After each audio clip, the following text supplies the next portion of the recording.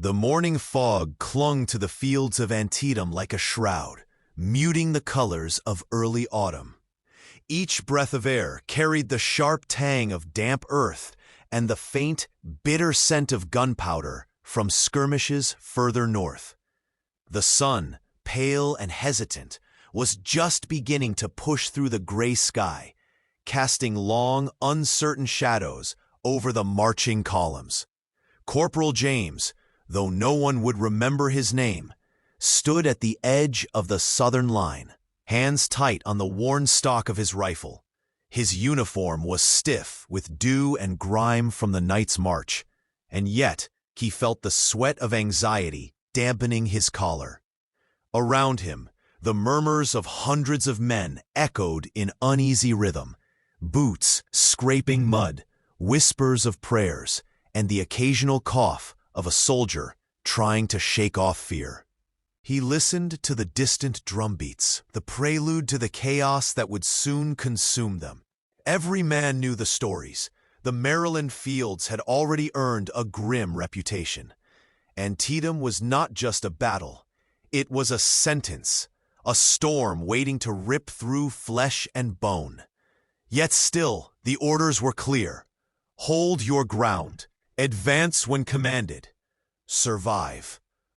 James's mind wandered to a small house by the river in Maryland, to the quiet laughter of a sister he might never see again, and the soft voice of a mother who always worried too much. His heart ached with longing, each memory a knife twisting in the pit of his stomach. Beside him, a young private, barely 18, fiddled nervously with the strap of his cartridge box. James gave a brief nod, a silent reassurance he barely felt himself. "You think we'll make it through this?" the boy asked, voice trembling. James shook his head slowly, trying to force calm where there was none. "None of us knows, but we do what we must. That's all we can do." A cannon fired somewhere in the distance, and the boy flinched, his eyes wide with fear. James stared at the horizon, where the mist blurred friend and foe alike. Every shadow could conceal a rifle, every tree a sniper. And yet, the anticipation was almost worse than the fighting itself. The endless waiting, the suffocating tension that made every heartbeat thunder in his ears. The sun climbed higher, breaking through the mist to reveal the rolling hills and winding streams of the Antietam fields. The Southern lines began their cautious advance, boots sinking into mud churned by weeks of rain. The first volleys cracked across the valley, sharp and unrelenting, and the reality of battle surged forward like a living thing. James pressed himself low, scanning for movement, his pulse hammering. He saw a young soldier fall a few paces ahead, the rifle slipping from his hands. There was no time for hesitation. Another soldier screamed, a name lost to the wind. The fear was a living thing, curling around his chest, but beneath it lay a strange clarity. Life had narrowed to one principle: survive, protect those around you, and keep moving. Every step forward was a gamble, every glance a potential last. A messenger ran past, delivering orders shouted over the chaos. James's company was to hold the ridge, prevent the enemy from flanking their comrades. He swallowed hard, feeling the metallic taste of fear in his mouth. As the first bullets whistled overhead, James found himself wondering not about glory or honor, but about the fragile thread of life that connected him to home, to family, to memory. Somewhere beneath the terror, he felt a seed of resolve. No one would know his name if he fell today.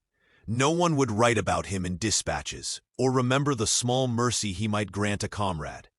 Yet in that quiet understanding, he found a strange sense of purpose.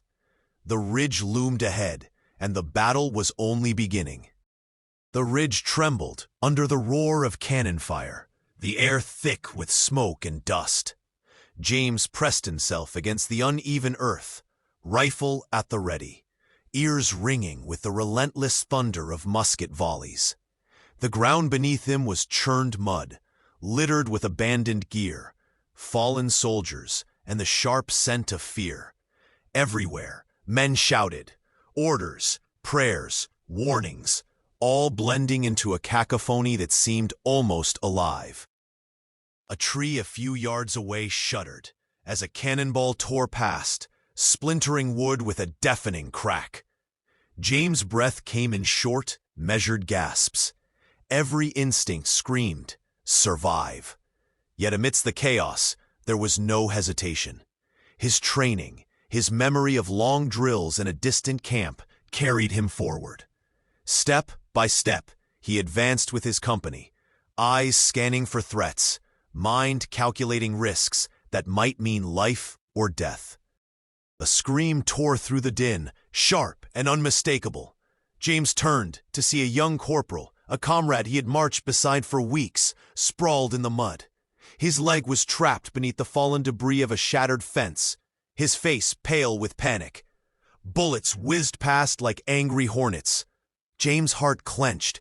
He knew that staying to help meant risking his own life, yet leaving him meant certain death. Without thought, he sprinted across the open ground, every nerve alive with tension. "Hold on," he shouted, voice raw. He reached the corporal, gripping him under the arms, hauling him free from the debris. A near miss from a passing ball flattened him against the mud, and he rolled instinctively, dragging his friend with him. Bullets struck around them, kicking up clods of earth. Time slowed, each movement deliberate and excruciatingly dangerous. But James' resolve was unwavering. He would not let the boy die. Not here, not now.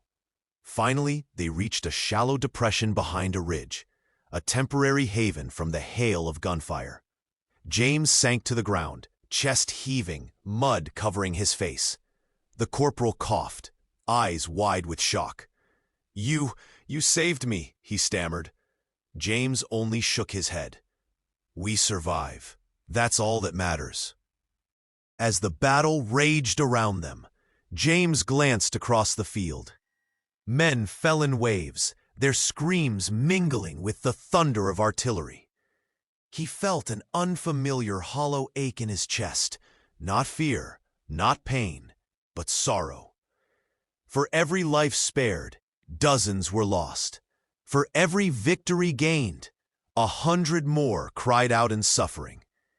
He thought again of his home, of the riverbank where he had fished as a boy, of the warm hearth he might never see again. War, he realized, was not about glory. It was about endurance, about moments of mercy amidst overwhelming cruelty. Night approached, and the smoke of battle settled into a grim haze. The ridge was still held, though at immense cost. James tended to the wounded in silence, ignoring the stares of those who could only see a soldier in mud and blood. He moved quietly, helping where he could, saying little, but each act, each small mercy, was a statement he would never broadcast. By the time darkness cloaked the battlefield, James found a quiet corner, watching fires flicker in the distance, listening to the groans of the injured and the whispered prayers of the dying. He thought of the corporal he had saved, now resting nearby, breathing ragged but alive. No one would know the risk he had taken. No one would write it in dispatches or tell tales of his courage. Yet, in that quiet, James felt a faint pulse of satisfaction. Not pride, not honor, just the serene, almost sacred acknowledgement that he had done right. The night was coming, bringing with it shadows, cold, and uncertainty. And James, the unknown hero, remained vigilant, knowing that the battle was not over, and that tomorrow would demand courage once more. The battlefield had quieted, but silence was not peace. Smoke drifted across the mud-churned fields, curling around shattered trees like a living specter. Fires flickered here and there, illuminating twisted shapes and the occasional silhouette of men tending to the wounded. The air was heavy with soot, sweat, and the lingering scent of gunpowder. James moved carefully through the shadows, every step measured. He checked on the corporal he had saved, ensuring he was breathing evenly, then glanced across the ridge. The dead and dying were silent now, but the echoes of their screams lingered in memory, a reminder that even when the guns were quiet, war left its mark. He found a small hollow, crouched low, and allowed himself a moment of reflection. Stars had begun to pierce the smoky veil of night, cold points of light above a land soaked with fear and sorrow. In the distance, he could hear the faint murmur of other soldiers, some praying, some weeping, some simply staring into the darkness, lost to thought. From his pack, James retrieved a small, worn notebook, the edges frayed, pages filled with hurried notes and sketches.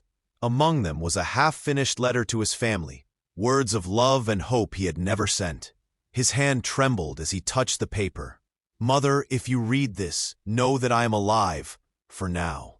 The men are brave, though many will not return. I see faces in the mud that remind me of you, of home. War is not what we imagine, and yet I endure because I must." He tore the page free and folded it into a small square, placing it carefully back in his pack. There would be no messenger to deliver it, no record of these thoughts. But writing them, even briefly, brought a small sense of clarity. Beside him, the corporal stirred, eyes opening to meet James's gaze. There were no words between them, none were needed. The bond formed in fire and danger was stronger than any letter, any spoken promise. Hours passed like minutes. James watched as the battlefield shifted from chaos to a grim quietude. Soldiers moved like ghosts, tending fires, carrying water, whispering to the wounded. And all the while, he remained a shadow among shadows, unnoticed, unrecorded, yet present where he mattered most. He thought of the lives he had touched today, saved in small, quiet acts. None would know, none would speak his name, none would immortalize his courage. And yet, in the silence, he felt a steady pride, not pride in recognition, but pride in choosing humanity over indifference. The moon rose high, casting a pale light over the ridge. James stood, brushing mud from his uniform, feeling the weight of the day pressing down like a second body. The ridge was held, the line remained, but he knew the war was far from over. Tomorrow would bring more orders, more marches, more bloodshed. And he would be there, the unseen hand, the quiet presence, ready to face what came. As he walked toward the distant fires, James allowed himself a final thought. Perhaps history will forget me. Perhaps my name will vanish like footprints in the mud. But as long as I breathe, as long as I act with courage and mercy, I will have mattered in ways no record can capture. The shadows stretched long across Antietam that night, a silent testament to bravery, fear, and the fragile, fleeting humanity found in the heart of war. And somewhere in the dark, a soldier, unknown, unnamed, remained a guardian of life, waiting for the dawn.